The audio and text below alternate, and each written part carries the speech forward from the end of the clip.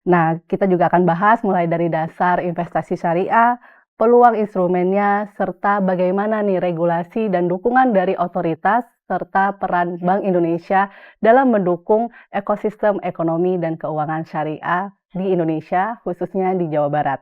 Artinya ini semua sudah ada filternya. Nah, terkait perbedaan pendapat itu kita bisa kesampingkan begitu. Kenapa? Karena kita sudah pada otoritas yang tepat sehingga tidak perlu lagi takut. Mungkin kalau tabungan deposito dari zaman dulu udah paham gitu ya. Tapi begitu bergerak ke produk lain, pemahaman masyarakat itu masih terus berkembang. Kalau kita berharap sekali bahwa ekonomi syariah, baik nanti perbankan syariah maupun ekonomi secara umumnya ini, kita dapat tumbuh ya, dan kita di Indonesia bisa memanfaatkan potensi pasar yang begitu besar dari syariah itu dengan sebaik-baiknya.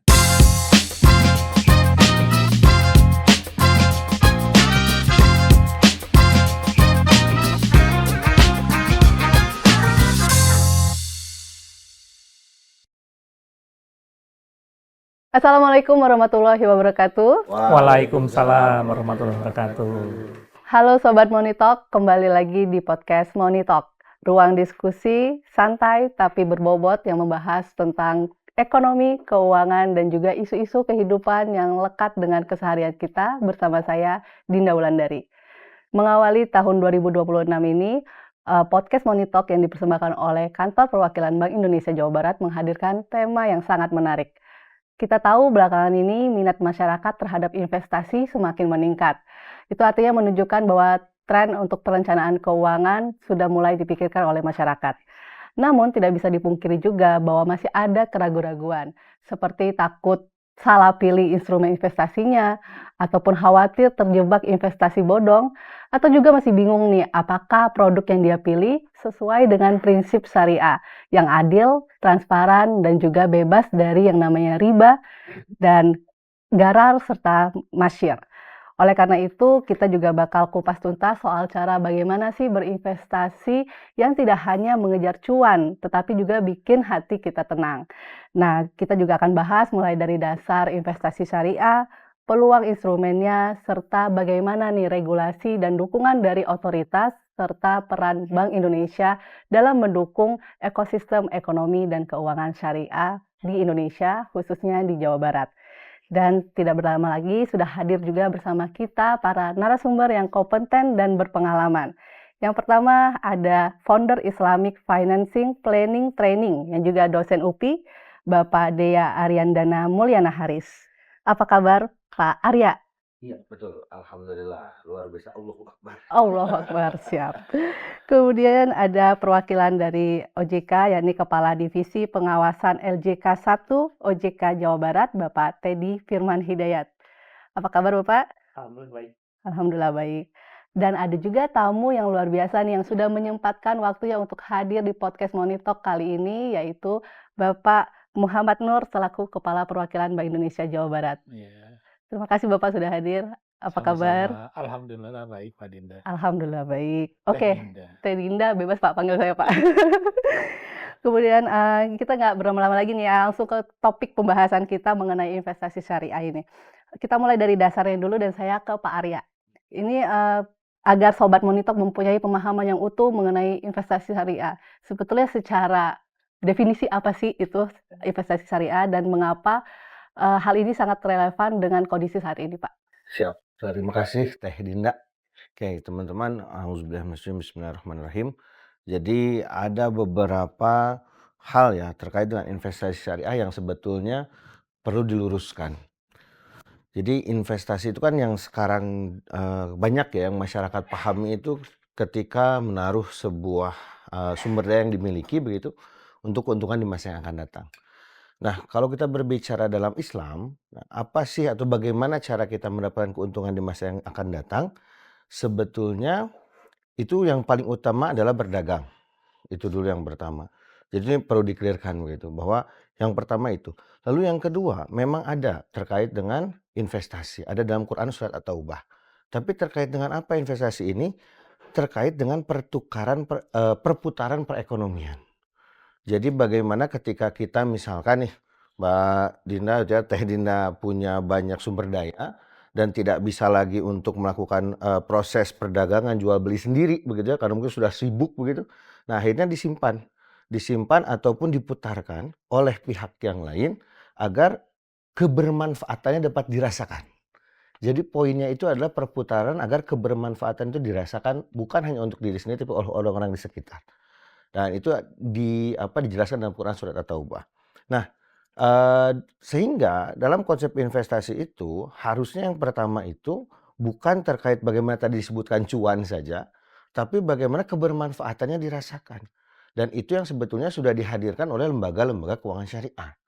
Nah, yang di mana di situ hadir lembaga keuangan syariah yang memiliki nilai-nilai yang tadi sudah disebutkan, yang insya Allah teman-teman di sini pun tidak perlu khawatir begitu seharusnya, karena di lembaga keuangan syariah kita itu pasti ada dewan pengawas syariahnya, pasti ada ketetapan dari Dewan Syariah Nasional Majelis Ulama Indonesia, yang kita sebagai orang Indonesia pasti ya harus mengikuti fatwa-fatwa mereka-mereka. Artinya ini semua sudah ada filternya. Nah, terkait perbedaan pendapat itu kita bisa kesampingkan begitu. Kenapa?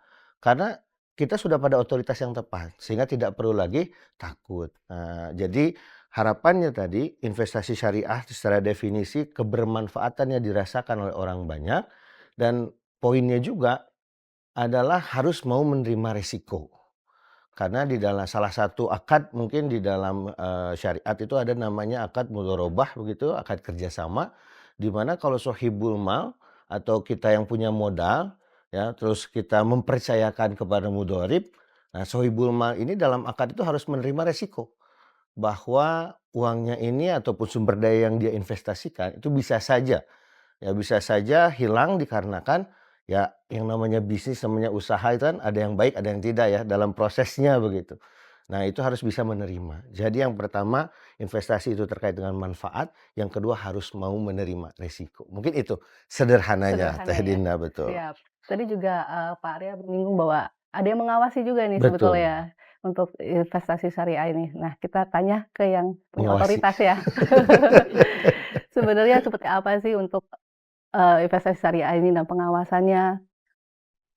Baik, Teh Dina. Jadi OJK sebagai lembaga yang diberi wewenang lah untuk mengatur dan mengawasi gitu. Terkait dengan investasi berbasis syariah, OJK itu sudah memastikan bahwa lembaga jasa keuangan yang berbasis syariah gitu, baik itu bank maupun non-bank, termasuk juga pasar modal, itu sudah beroperasi dengan menerapkan prinsip syariah yang sesuai dengan fatwa-fatwa. Di antara tadi disebutkan juga kita DSN MUI. Jadi dasarnya itu jelas. Nah, OJK pun juga membuat aturan-aturan yang memang secara khusus itu mengatur di lembaga keuangan yang berbasis syariah. Jadi untuk yang resmi sudah berizin di OJK itu clear.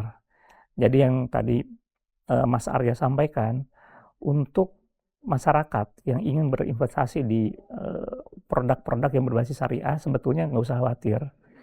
Aturannya jelas, kemudian prinsipnya juga jelas, diawasi juga oleh OJK juga cara teratur gitu ya. Cuman memang yang harus dipahami, kita menyebut itu 2L, legal dan logis. Jadi jangan tergiur dengan penawaran-penawaran yang terlampau luar biasa gitu ya, sehingga itu nggak logis.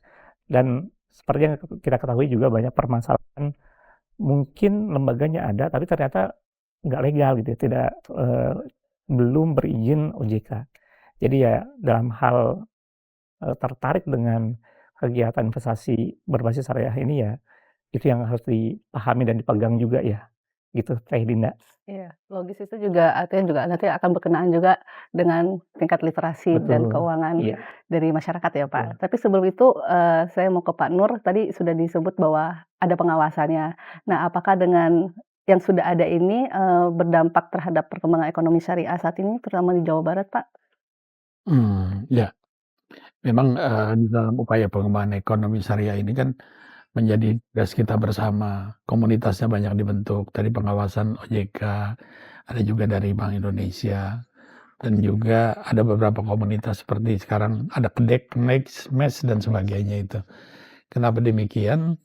Karena memang, syariah ini perlu dilakukan secara terintegrasi gitu kan, secara kolaborasi ya, semuanya termasuk juga karena syariah ini mungkin di Indonesia kan, pertama kali tahun 92 ya, tentunya belum lama sekali ya ketika waktu itu kita mengenal, dual banking system pada saat itu.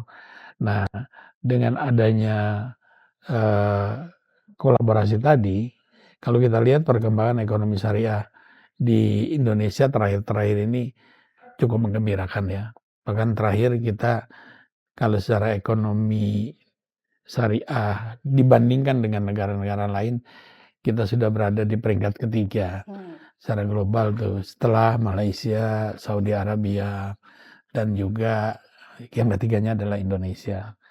Nah, kalau kita juga melihat ke beberapa indikator-indikator, ekonomi yang menggambarkan ekonomi syariah, di Indonesia juga ini sudah cukup menggembirakan perkembangannya. Salah satunya bahkan di rencana pembangunan jangka panjang pemerintah tahun 2025-2029 itu menempatkan pengembangan ekonomi syariah itu sebagai salah satu prioritas nomor 2, ya kan.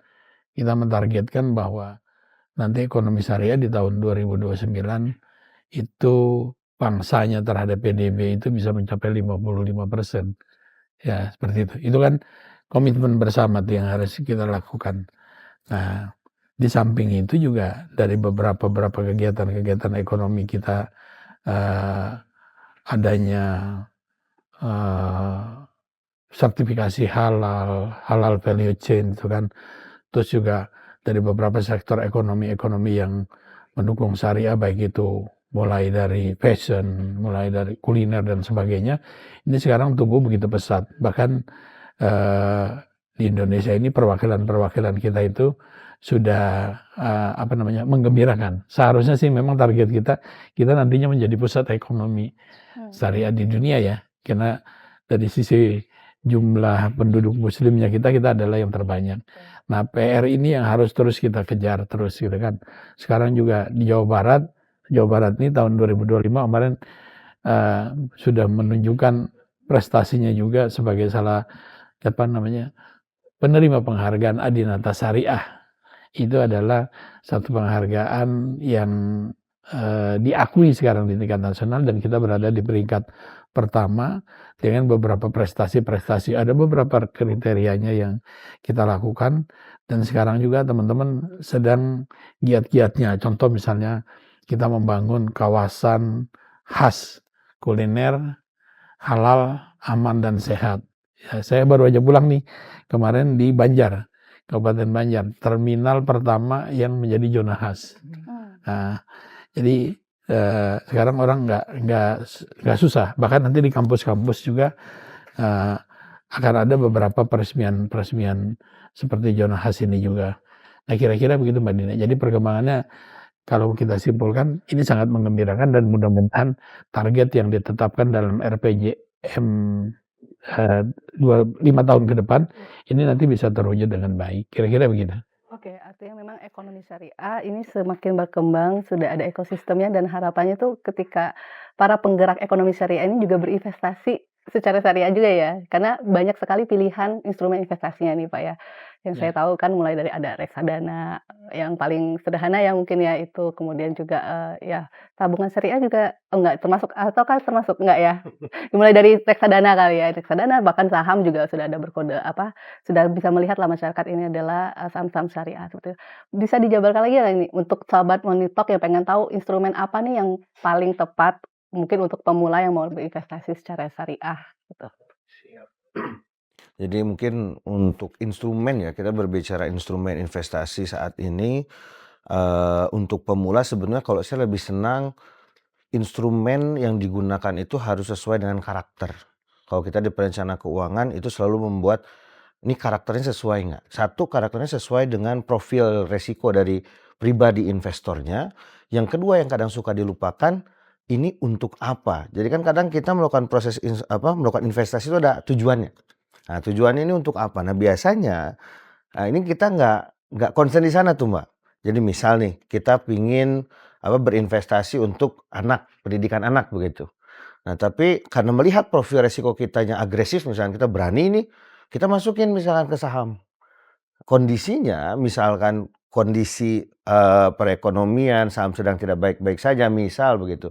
Saat kita mau mencairkan, malah turun. Nah, ini kan malah jadi problem nanti ke depannya. Kan penting buat anak begitu. Anaknya masa ditunda kan nggak mungkin begitu ya. Artinya pemilihan instrumen ini bukan hanya melihat dari profil daripada kitanya saja, tapi juga tujuannya untuk apa. Nah, sehingga untuk beberapa tujuan itu punya karakteristik sendiri instrumen yang baik digunakan. Ya, misalkan contoh nih sekarang, orang dulu mungkin sering Pak berbicara emas begitu ya. Emas itu menjaga nilai dan lain sebagainya macamnya. Saya bisa sampaikan untuk saat ini jangan FOMO beli emas, apalagi dengan memaksakan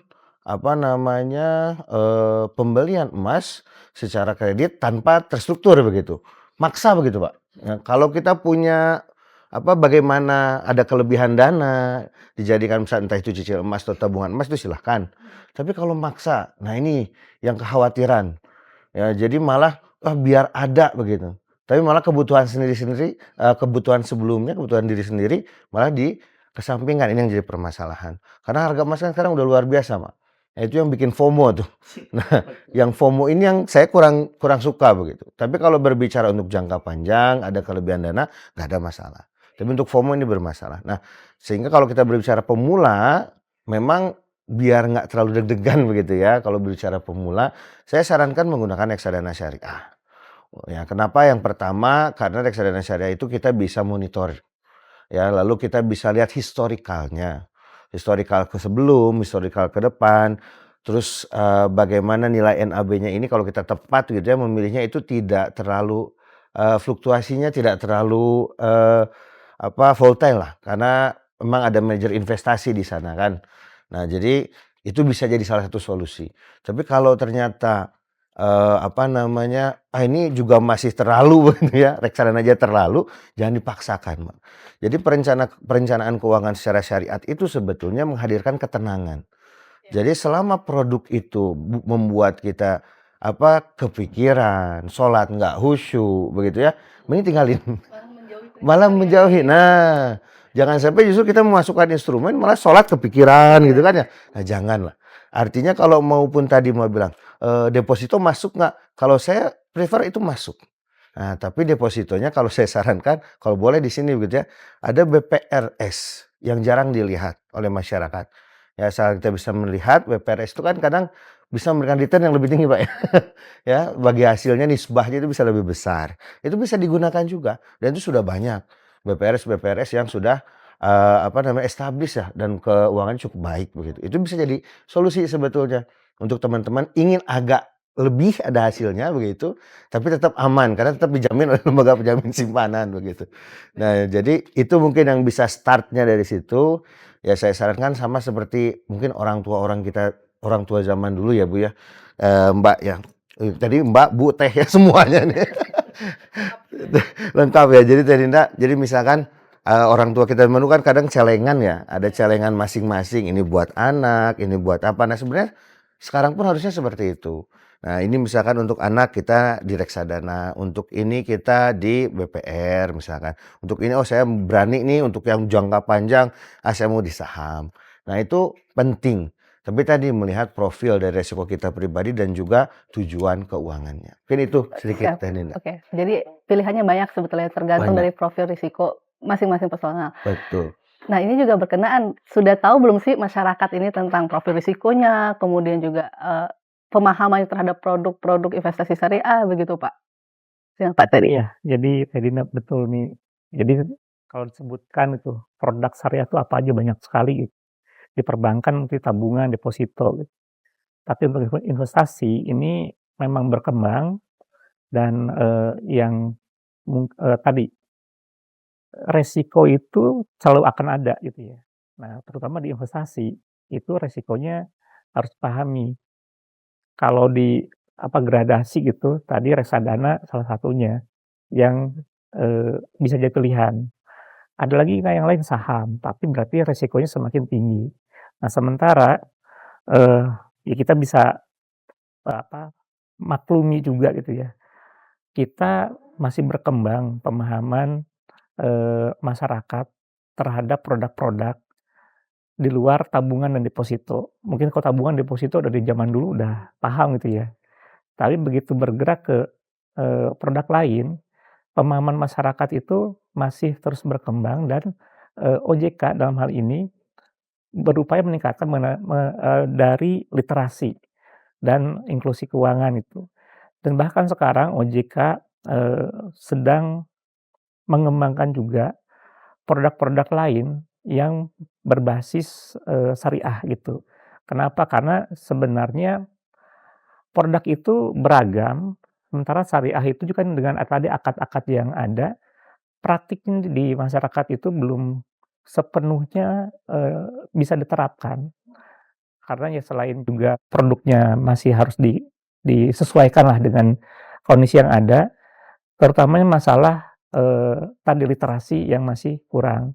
Sehingga tadi yang Pak Nur juga sampaikan, kita banyak komunitas-komunitas yang, ada, salah satu MES gitu. Ini udah cukup lama dan selain OJK yang melakukan, tadi inklusi keuangan dan literasi keuangan, komunitas-komunitas juga ini berperan untuk juga memberikan pengetahuan, wawasan ke masyarakat. Dari kegiatan-kegiatan, kemudian juga dari mungkin nanti ada biasanya di, komunitas lebih kecil ya, di pengajian-pengajian juga ada tuh dari para apa istilahnya ya, pelaku gitu ya, pelaku di lapangan itu sharing atau segala macam gitu. Jadi itu masih terus dilakukan. Tahun 2025 itu sudah cukup banyak dan ke depan, akan semakin banyak. 2026 OJK juga membentuk, departemen baru, pengaturan dan pengembangan UMKM dan keuangan syariah. Jadi di sana kita sudah ada, yang secara khusus nantinya untuk mengembangkan hal ini. Tidak hanya untuk, perbankan, tapi untuk semua lembaga keuangan.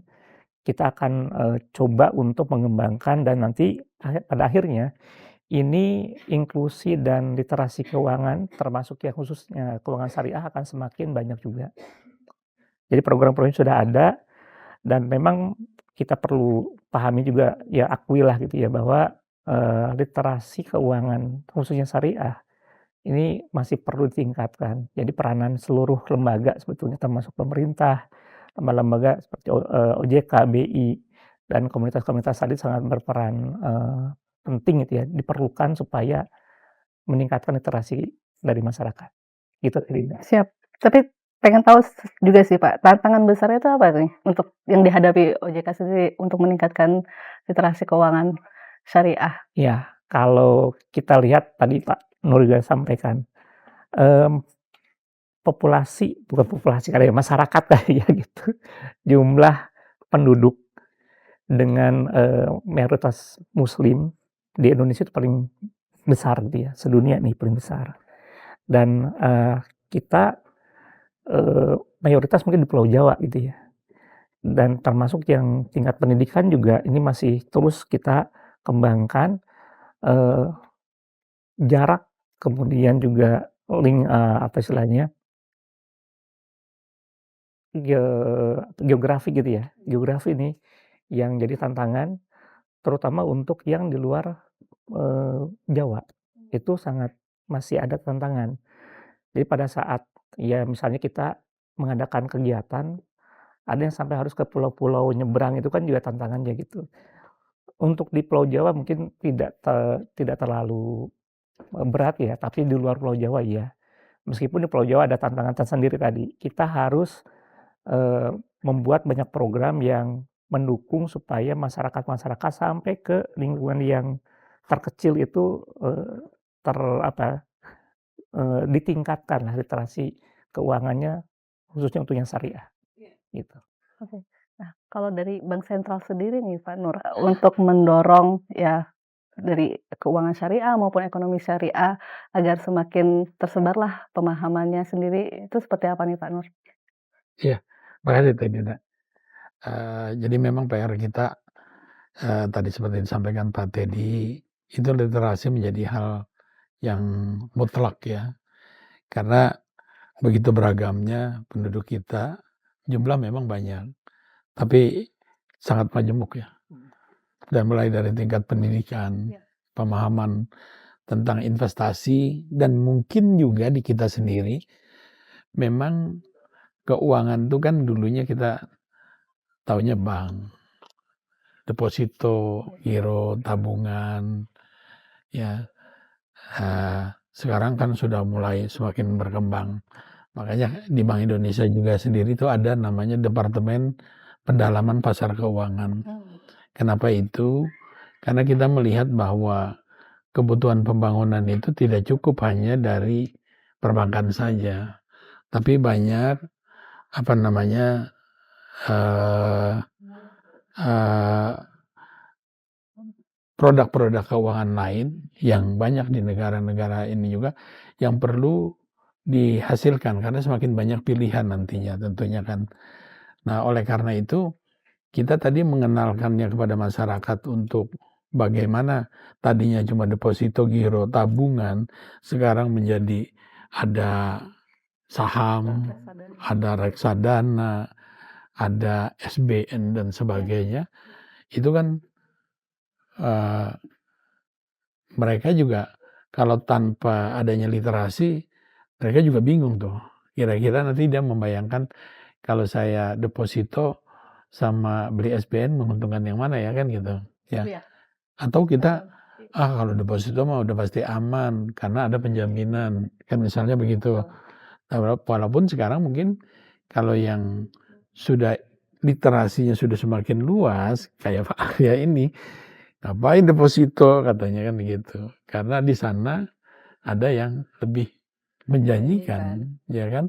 Dan juga tingkat keamanannya tidak kalah kan misalnya gitu. Misalnya kita membeli SBN tadi kan gitu. Jadi, nah dengan cara begini otomatis masyarakat itu mungkin juga bisa nih kalau dia tidak memahami jangan-jangan uangnya cuma ditaruh di bawah bantal, ya kan? Dia simpan sendiri, ya atau tadilah dia taruh di perbankan. Nah, sementara ada peluang yang besar itu dia tidak manfaatkan ya. Perbankan sendiri nanti kan tahu sendiri apa tadi ya. Likuiditas kan bukannya kurang sekarang, tapi sebenarnya likuiditas itu cukup. Cuma memang demand per kreditnya ini yang harus kita tingkatkan supaya kegiatan pembangunan bisa berjalan. Kan ini uang ini bukan hanya sekedar dikolek, dikumpulkan, lalu kita pandangi gitu kan bukan begitu kan. Dan ini uang ini harus ketika dia terkumpulkan lalu dia bisa kita salurkan. Kalau di dalam istilah perbankan, intermediasi perbankan untuk kegiatan pembangunan kan seperti itu. Jadi memang ini PR kita bersama semuanya nih, termasuk juga teman-teman media. Bagaimana kita terus mengedukasi, melakukan literasi kepada masyarakat supaya semakin paham. Nah, semakin paham masyarakat ya tentang investasi, di satu sisi juga kalau menurut pemahaman saya, ini juga akan membantu kepedulian masyarakat di dalam kegiatan pembangunan. Bahkan ini bisa merubah pola hidupnya dia yang tadinya konsumtif bisa menjadi lebih tertata. Contoh misalnya begini, kalau saya nggak ngerti, saya punya uang misalnya 1 miliar, saya pengen beli mobil Pajero lah biar keren kan gitu. Tapi kalau saya tahu ada SBN seri sekian, sekian persen 7, berapa itu kan, wih kalau saya beli mobil besok setahun nilai mobil saya sudah turun. Tapi kalau saya taruh di situ, saya akan mendapatkan sekian, ya kan? Nah ini kan bagus buat pendidikan anak-anak saya, buat kesejahteraan keluarga saya, kan bisa begitu. Nah artinya bahwa orang semakin dia paham, ya istilahnya semakin ada cuan di sana, why not kita nggak pilih kan gitu kan? Kira-kira begitu kan? Dan balik lagi tadi kayak Pak Arya bilang ada kebermanfaatannya ya Pak Ya betul. untuk syariah ini Betul. sesuai dengan itu. Iya betul sekali. Kalau menurut Pak Nur sendiri nih untuk ketahanan ekonomi masyarakat sendiri Pak, seberapa penting kebiasaan finansial bebas berbasis syariah ini Pak? Ya, kita bisa melihat, kalau saya melihatnya begini, syariah ini kan bukan hanya karena faktor emosional, ya misalnya halal haram kan gitu kan.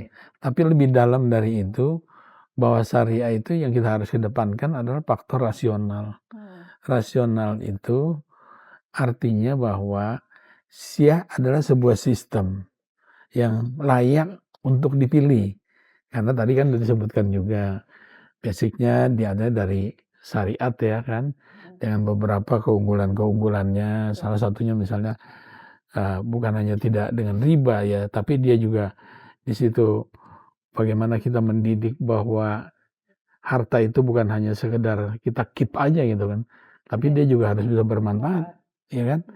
Bahwa harta itu juga harus bisa dinikmati oleh orang. Bahkan dalam sebuah hadis kalau saya tidak keliru, kalau orang menyimpan hartanya lalu tidak aktif, itu bisa kembali menjadi dosa, berdosa. Dia harus produktif. Nah, bukannya berdiam gitu aja, tidak melakukan apa, dia harus produktif gitu loh kan. Nah, ketika dia orang ini semakin ini dan tahu semakin syariah nanti sistemnya semakin bagus, dan sekarang mungkin kita juga sudah melihat bahwa ternyata syariah itu bukan hanya di negara yang penduduknya mayoritas Islam, yang penduduknya mungkin mayoritas bukan Muslim, itu ekonomi syariah ternyata tumbuh berkembang dengan baik. Kenapa? Ya tadi karena rasional. Nah, bukannya emosional. Kalau emosional kan pokoknya saya nggak mau haram, saya nggak mau neraka, bukan itu saja. Tapi dia rasional. Rasional itu sebagai sebuah sistem yang memang patut dipilih gitu loh di dalam kegiatan perekonomian gitu. Betul, siap Pak.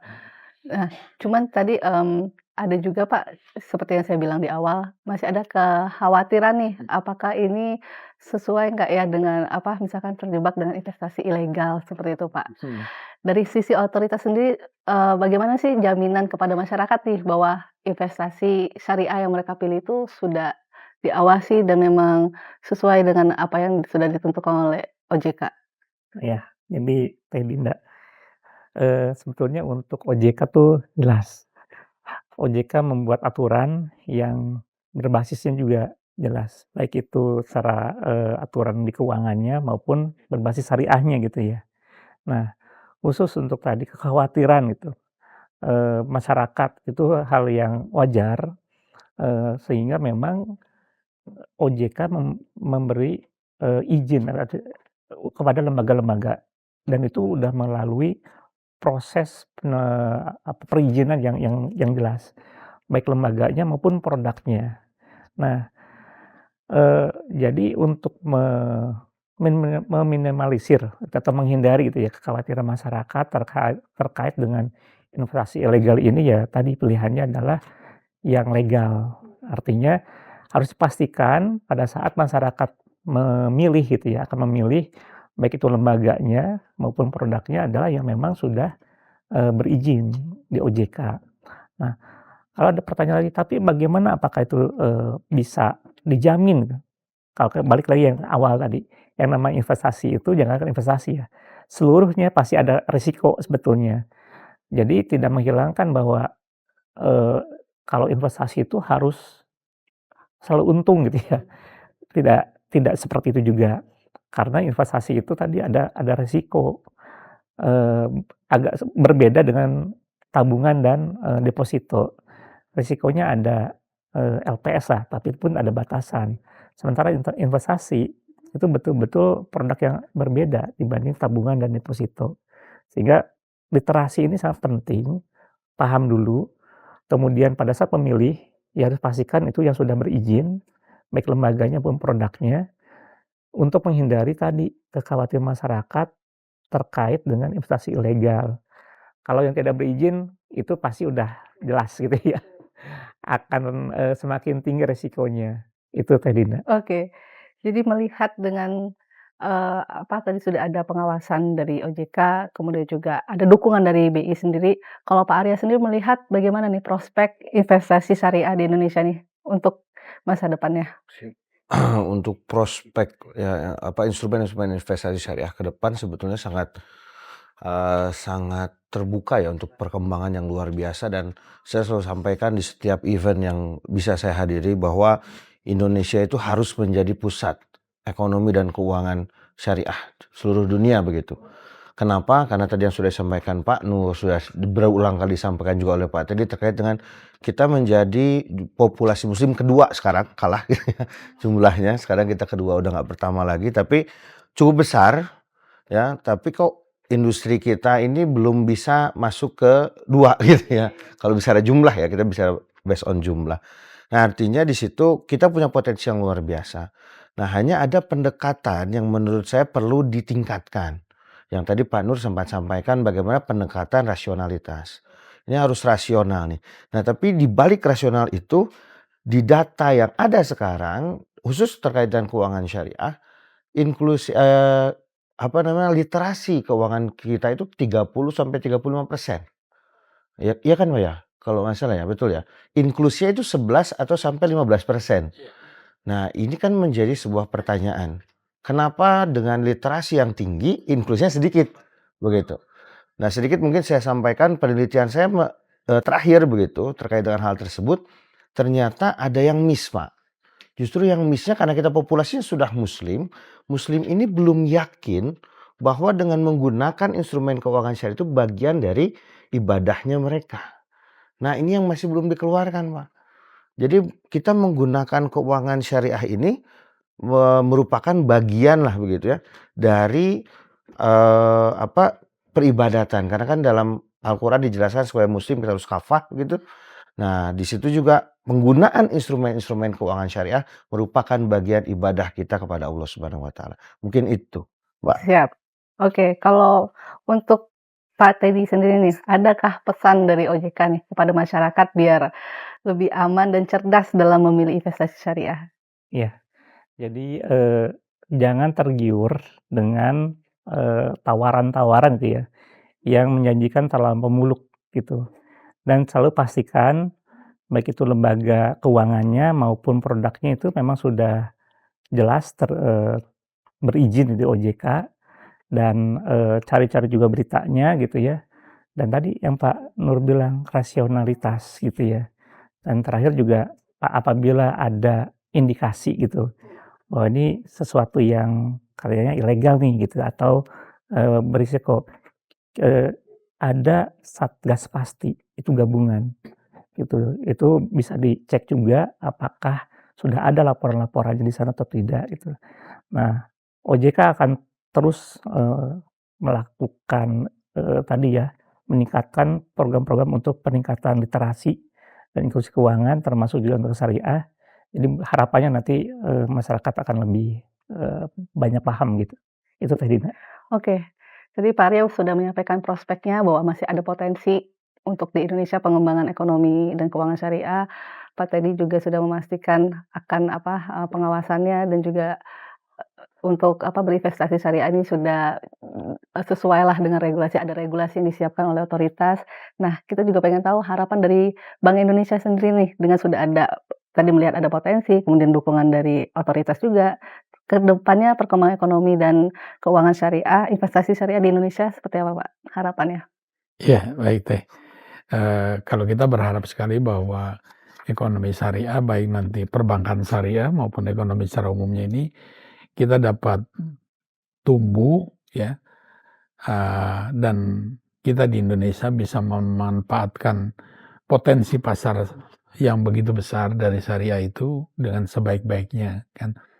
Kita juga tentu BI juga sebagai salah satu otoritas, sebagai regulator nanti bersama dengan OJK, tentunya kita akan berupaya bahwa produk-produk di bidang syariah yang dihasilkan itu betul-betul suatu produk yang bisa melindungi masyarakat ya, karena perlindungan konsumen itu juga menjadi bagian penting di kita.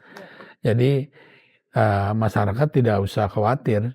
Yang penting adalah masyarakat memastikan seperti tadi Pak Teddy bilang, kalau misalnya mau mengambil produk itu dipelajari baik-baik ya, pastikan itu kan ada di OJK bahwa lembaga yang mengeluarkan itu adalah lembaga yang memang sudah punya perizinan dari otoritas, dari OJK. Betul, terdaftar dan diawasi ya. Terdaftar, diawasi, ya itu langkah awal, kan harus begitu.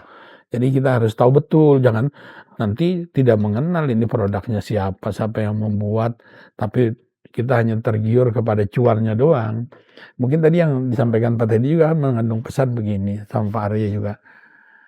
Kalau bisnis itu, tadi juga mungkin yang saya katakan rasional, bisnis itu kalau sudah keluar dari kelaziman, ya kita jangan terlalu tergiur, malah itu yang harus kita curigain. Misalnya saya membeli produk ini, maka dalam jangka waktu sekian saya akan mendapat keuntungan 100% gitu kan. Ya itu jangan terus kita, wah ini 100% luar biasa ini. Bisnis itu pasti, kan kita pengennya bukan hanya jangka pendek, tapi jangka panjang, berkelanjutan, berkesinambungan gitu loh kan. Ya, mana ada bisnis itu yang bisa misalnya secara logikanya, secara rasional memberikan keuntungan 100% di dalam itu. Nah, itu kan harus kita bagian-bagian untuk memberikan warning kepada kita, ya kan. Tapi mungkin aja saham kan bisa saja pada saat itu dia nah makanya kita kenal dulu ini siapa yang menerbitkan. Oh, ternyata perusahaannya sudah ada izin lengkap dari OJK gitu lah. Nah, misalnya kayak gitu tuh tadi. Jadi kita betul, dan kami memang sangat berharap sekali bahwa syariah itu nanti menjadi sebuah sistem, sebuah sumber pertumbuhan ekonomi baru lah kalau kita bicara sama energi itu kita harapkannya begitu ya, kita harapkannya begitu, dan nanti otomatis akan semakin banyak sumber-sumber pembiayaan pembangunan di kita sehingga ya bisa lebih cepat lagi target-target pertumbuhan yang sudah dicantumkan oleh pemerintah dalam cita-citanya sekarang ini. Kira-kira begitulah, Dinda. Oke, terima kasih Pak Nur. Sobat Money Talk, tidak terasa kita sudah sampai di penghujung diskusi hari ini. Sudah banyak sekali insight yang diberikan oleh para narasumber yang luar biasa.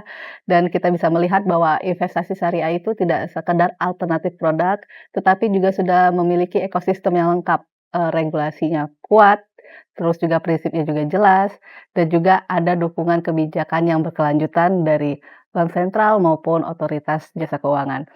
Dan tinggal bagaimana kita meningkatkan literasi keuangan untuk melangkah lebih yakin dalam memilih produk investasi. Juga terima kasih kepada para narasumber yang telah berbagi wawasan dan juga perspektifnya mengenai investasi dan keuangan syariah hari ini. Dan terima kasih juga kepada para sobat Money Talk karena sudah mengikuti episode hari ini. Jangan lupa untuk terus mengikuti podcast Money Talk persembahan Bank Indonesia Jawa Barat di episode lainnya, dan juga bagikan episode yang hari ini agar makin banyak masyarakat yang mendapatkan manfaatnya, juga mungkin akan makin banyak juga masyarakat yang mendapatkan cuan halal dan hatinya tetap tenang. Baik, saya sebagai host pamit undur diri dan sampai bertemu di podcast episode Money Talk berikutnya. Wassalamualaikum warahmatullahi wabarakatuh. Waalaikumsalam warahmatullahi wabarakatuh.